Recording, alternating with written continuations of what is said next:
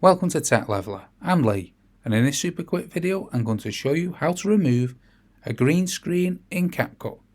Now this is very easy. All we need to do is drag our media onto the timeline which has a green screen. I'm just going to use this basic piece of media here. So highlight the media that has the green screen on, come over to the right hand side and select Cutout. Then you want to select Chroma Key here. And when you hover over the player here, you'll have a colour picker. And whatever colour you pick, the colour will be cut out. So we'll select this green here. Then if you scroll down slightly, you can see the green tinge around the lady still. You can adjust the strength. See, it took out the page here. So we'll lower it a bit. And the shadows also. So I think that looks much better.